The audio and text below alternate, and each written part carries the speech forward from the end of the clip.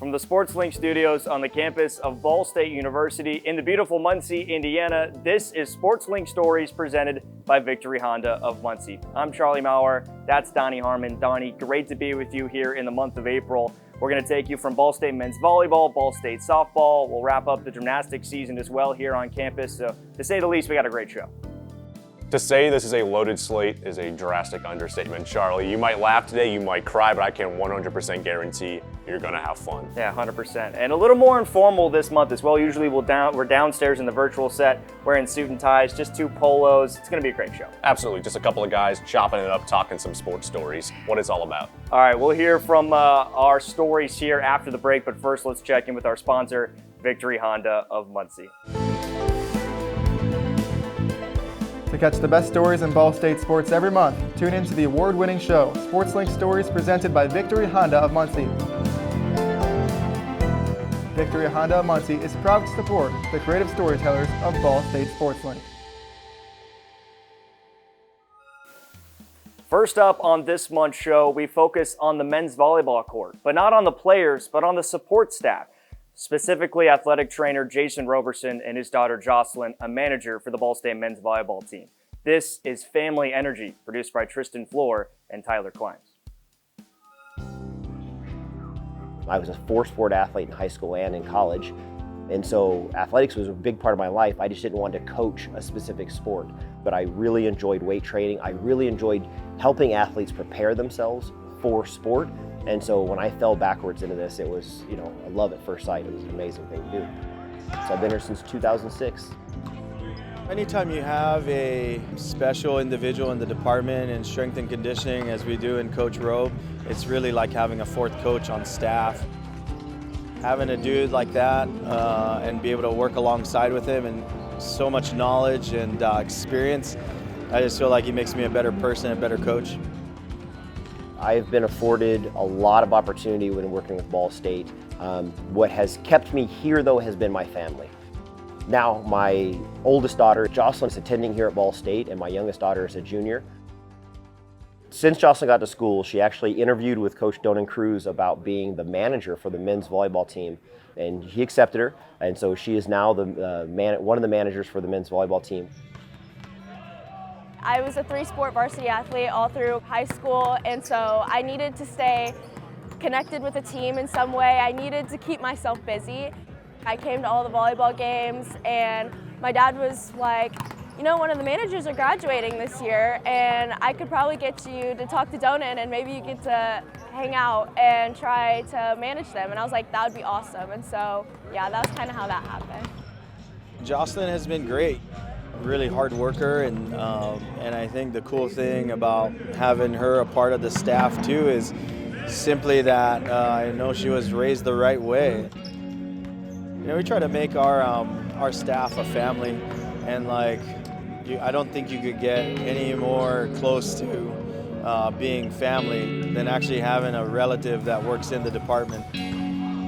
My kids are as embedded in Muncie as anybody could be. They've been part of plays, they've been a part of community activities, they've been part of churches, they've been part of lots of different things, and it's through that they feel this great connection to Muncie. I've basically grown up here. I grew up in the weight room. Athletes used to babysit me and my little sister. I've just always been around Ball State athletics. Getting to watch Jocelyn be a part of the athletics here at Ball State is just heartwarming. For her now to be a part of it versus just an observer of it, I have to imagine there's some sort of a lifelong achievement that she's gotten through that. Now that we're both involved with sports here, it's just brought us a lot closer because we get to hang out more and see each other more and spend more time together. Family energy is the best energy you could have, so to have that in our gym is great.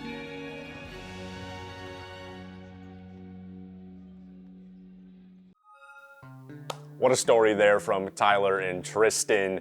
As Benjamin Franklin once said, there's 3 guarantees in life: death, taxes, and Ball State men's volleyball having some killer hair. From Cam Clift, this is Mullet Mania.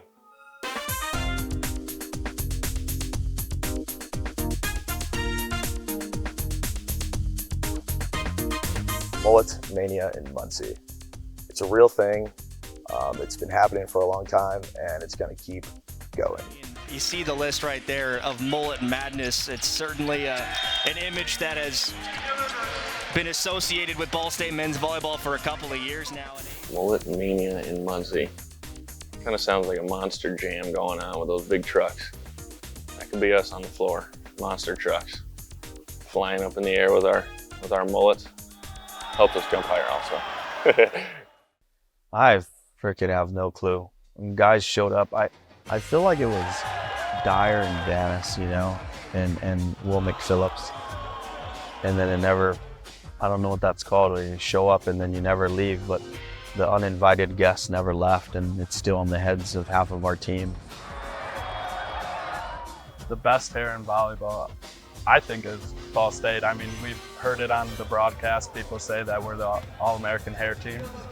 We've heard that multiple times, which is something really funny and cool to hear, because I feel like that's a true statement. Not a lot of people have hair like our team does. We got a lot of variety. Short but stylish. We got long but stylish. We got mullets. We got everything. I think it just adds to like how close we are as a team. We've always been a super tight-knit team throughout the years, but I think this just shows that like the camaraderie we have as a team and how close we are, especially like when we're all out there. Like if it's me, Bardo, Bucky, we're all out there playing all in the front row and we all have mullets. For me, I would be intimidated. Yeah, I think it's a big part of why we're successful is guys feel comfortable even when they got that business in the front, party in the back look on their head, and yeah, I think it's cool. Could not agree more with, you got to look good and play good, and I think we're doing it here. 100%. You got to put a little gel in your hair. You don't want to be showing up with that head. You got to slick it back, get it going in the back, let it flow. And if you feel good, you play good. I like Will McPhillips' hair the most. Him and Dyer. They got that clean mullet. They got like a stylist doing that. That's a Gucci made mullet right there. When watching Ball State, it's almost impossible to ignore the moxie and just utter swagger affixed atop of each of their heads. Cass has been cutting Ball State's hair for the past 6 months after Dyer Ball started the movement. Ever since then, the team has been watching film, keeping her in the loop, and getting their hair cut right here in Muncie, Indiana. That's what we're going to do right now. We're going to get it cleaned up on the sides a little bit, get some off the back, some off the top. Pretty much just make it look good for this weekend.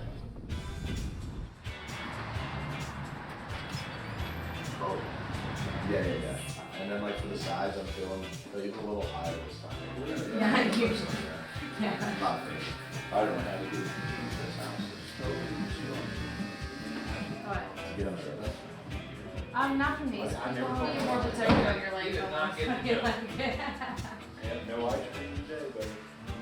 There you go, bud.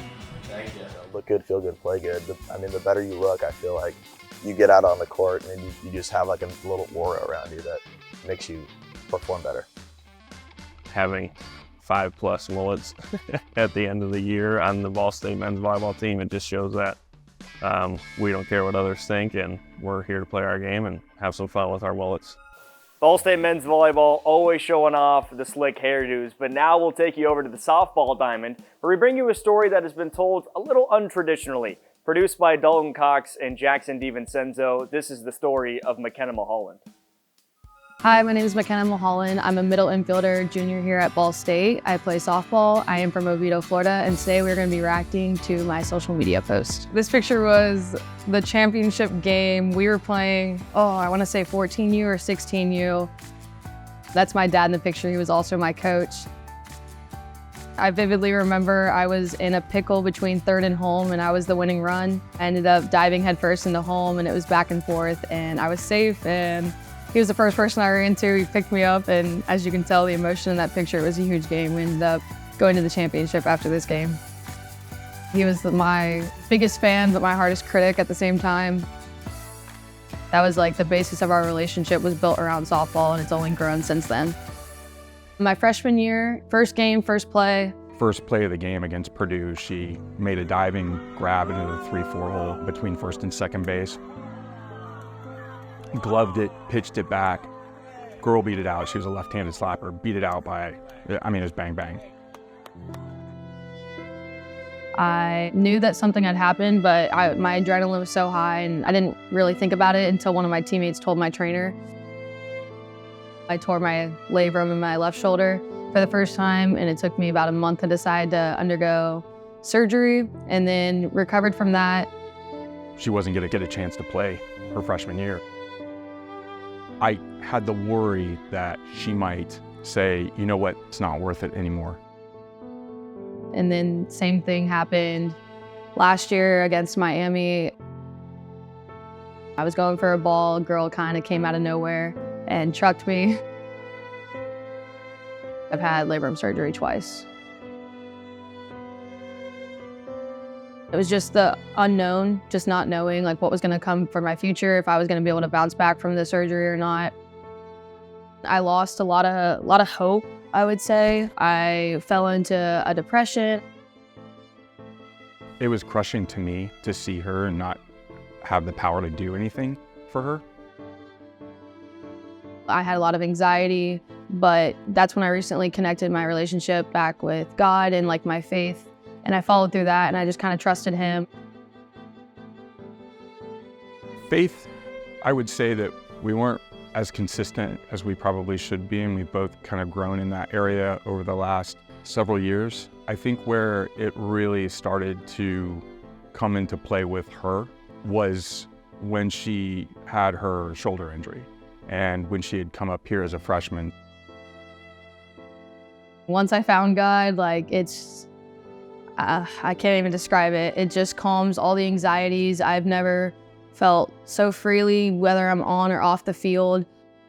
The Bible verse that sits most with me, and it's actually on my glove, is Joshua 1:9. Have I not commanded you? Be strong and courageous. Do not be frightened. Do not be dismayed, for the Lord your God is with you wherever you go.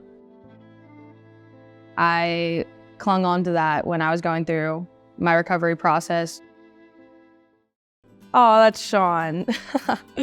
Sean's our trainer here at Ball State. That was my second surgery. Going into my second surgery, I had Sean and my mom there. That was just kind of him giving me a little good luck. You can't see in this picture, but I was definitely crying like 5 minutes after this because I was freaking out. But Sean's amazing. She has a positive influence on a lot of people on the softball team, in the athletic department, and in the community too. The mentality with JoJo, with just about everything, is just full speed ahead. We had to make sure she didn't do too much too soon. That's always something with her. So really the biggest thing with us is just get the strength back at that point in time, especially when her scapular stabilizers and a rotator cuff, and then just start the return to play progression here with her also. Sean's been one of my best friends, I would say, since I got here. I haven't left the training room since freshman year. He's helped me through many injuries, many hiccups in the road, whether it's family issues, whether it's social stuff, friends, drama. He's always there to listen. Sean's just a great person.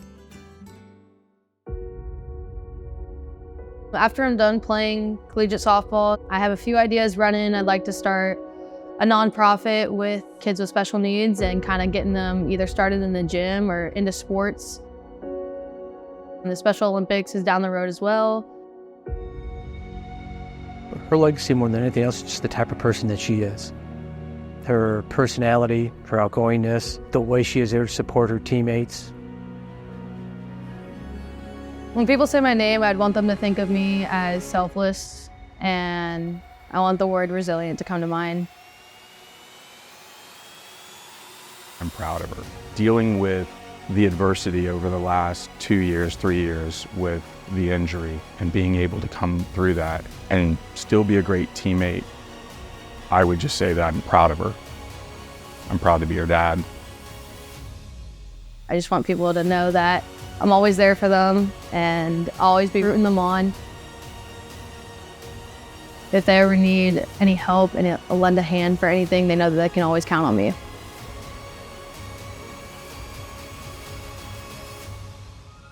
More great work there from the crew of SportsLink. And this is April, and the saying goes, April showers bring May flowers. For Ball State Gymnastics manager Kelly Sulek, her journey with the sport has been a tumultuous and unconventional one. From Jack Eads and Brandon Beeman, this is No Rain, No Flowers.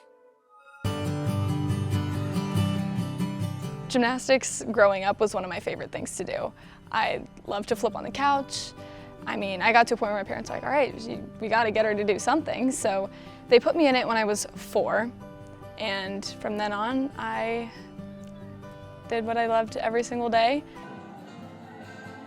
In level 5 is when I switched to a better club gym that was more suited for quality gymnastics, and I stayed there from level 5 all the way through my 3 years of level 10, and it was there that I met people that shaped my gymnastics and really helped fuel the fire of wanting to continue into college. I started recruiting Kelly when she was a sophomore in high school.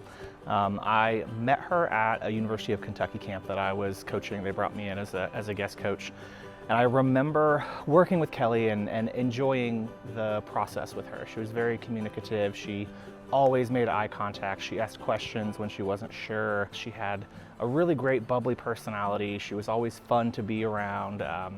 She would cut up, make jokes, all that stuff. I will never forget, they had this it wasn't really like a fashion show, but basically all the campers were like showing off their best runway walk. Kelly was showing hers off in front of everybody, and then she finished it by clapping and then doing a death drop. And I remember thinking at that moment, I want that kid on my team. Freshman year was okay.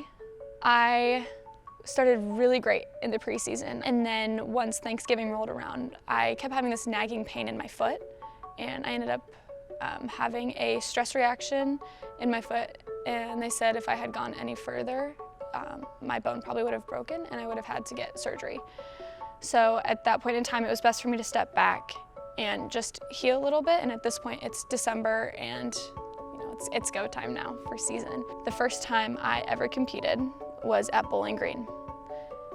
It was my freshman year and we were all warming up. I was hitting all my handstands, I was hitting all my skills, and I was like, oh yeah, I'm ready to rock this routine. Scott came up to me and he said, are you ready? And I was like, absolutely.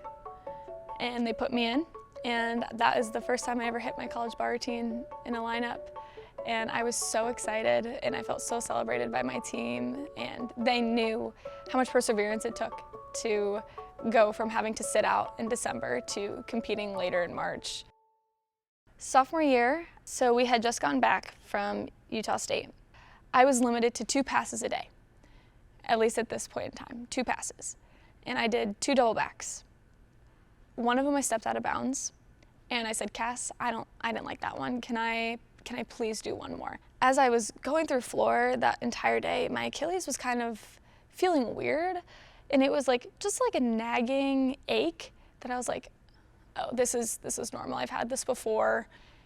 And so I am going for my double back, and as I punch going into the skill, I hear this loud pop. And I felt the instant roll into my calf, and I said, oh my gosh, my Achilles just went.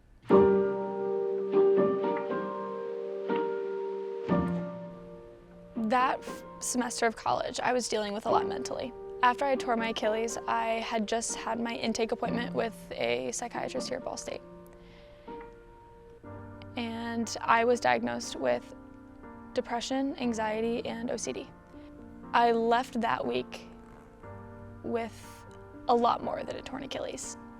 I remember every single time I would have to come back from class, I would have to call one of my roommates, most of the time Hannah, and I would say, I need help coming up the stairs. Can you come help me? Once she got the surgery, it kind of sunk in, and she was like, oh wow, this is a lot, this is really hard.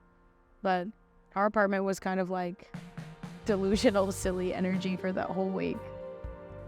I was so defeated at the point of not being able to do gymnastics that I was sobbing in my bed. Like by myself, I didn't want anyone to know. And all I hear is this little faint knock at my door. And she's like, Kelly? I was like, yeah, I'm good, what's up? And she walks in, she goes, no, you're not. And she just held me as I cried, because all I wanted to do was gymnastics. I didn't realize how much I loved it until it was gone. Rehab was going pretty well. After surgery, I was making strides quicker than I thought I was going to. And that's an exciting thing when you're an athlete, because you're like, I can get back to my sport quicker. I started to walk on an underwater treadmill after a couple weeks or something like that. And I was like, this is awesome. I'm back on my own 2 feet. And I was so excited. I really had to lean on the little victories in this process, because even the small things were monumental. May 6th, our last day of school. I took like a bouncing step to go give them a hug, and in that step, I heard that same pop that I did the first time in the same roll to my calf. It was rough for somebody that was like with her the whole time and seeing what it did to her, to know that she's just gonna have to go through that all over again. It was rough. It was a Saturday. I was in Georgia for my brother's baseball tournament. One of his coaches was a pastor, and so he held a devotion after one of the games. He asked, do you plan on returning to sport? And I said, I actually just told my mom last night that I was thinking about being done. And he said, I know I don't know you, but God told me to come over here and tell you that sometimes he makes us go through things twice in order for us to change the way we were going to pursue it. And right then and there, I knew that I needed to be done. In that transitional period of switching from gymnastics to a new role, I didn't realize how much of my identity was in this sport. I was met with only support. No one questioning why I made this decision. They all knew that this was what was best for me. And so then later I made a post to Instagram kind of explaining to people what had happened and where I was going to be next. After my first Achilles tear, I was being flooded with text messages of support and condolences. And I got one from Zoe Conway, and she texted me, no rain, no flowers. And so I would update her with every milestone and every exciting thing, or even if things were hard, she was there to listen. Just any way that I could have helped her in that moment was what I was looking to do, whether that's words of encouragement or physically helping her or anything like that. You know, the difficulty of, first of all, just being in college, and then with that, the student athlete portion of that is just like, you cannot know what the highs feel like unless you hit the lows. Junior year was the first year of being a manager, and it was hard. I so desperately wanted to be the ones on the bars or on Fluhr. So I would come in every day, same time as everyone else, for the same amount of practice time as everyone else, doing whatever they needed me to do, whether that was clean up mats or slide their mat under a release move or grab a box of chalk. Whatever they needed, I was there. One of my goals in life is to just help people. And by doing this, I knew that that was something I could do. But that first year was so hard. She's literally Superwoman. It's so awesome to have her in here, honestly. Like, we couldn't do what we do without her. There was no regret, but there was grief and there was pain being so close to it still and knowing that it was taken away from her. When we were in Missouri last year, it was like end of season, getting rough, body's hurting, life's hurting. And I went up to Kelly and I was like, this feels like a chore. I'm really dragging right now. And she was like, I would kill to be wearing that Leo right now. You do it for me. And I was like, I'm like tearing up thinking about it, but it's true. Like, that put everything in perspective for me. I was like, you're damn straight. I'm going to do this for you. And then I ended up tying the all-around record at that meet. So I keep coming back for the people. These girls are my why. If they weren't here, there is no way that I would wake up at 7 in the morning to come into a smelly gym and get sweaty myself to move their mats. If it weren't for these girls and these people and their dedication and commitment and their friendship, without them I wouldn't be here. This year, those girls have really made me find the love for the sport again when I thought I lost it. People don't realize how impactful words are, and so that's why I always try to express my gratitude for people. You're more than just an athlete. You're a person behind all of that. You have to help the person first before you can help the athlete. Great work as always from our crew here at Ball State Sports Link. Big thank you to all the athletes, the coaches, the teams for giving us the access to be able to tell these amazing stories. With that, that'll wrap up our coverage here in the month of April. Charlie, I tell you what, heading into this show, I had a strong feeling we were in store for some great stuff, and would you know it, we got some great stuff. And if you want some more great stuff, follow us across all socials at BSU Sports Link. That is at BSU Sports Link. Quick shout out to our producer, Madeline Howell, our director, Nate Locker. Big thank you to Tyler Klimes and Tristan Fluhr, as always. This has been Sports Link Stories here in the month of April, presented by Victory Honda of Muncie.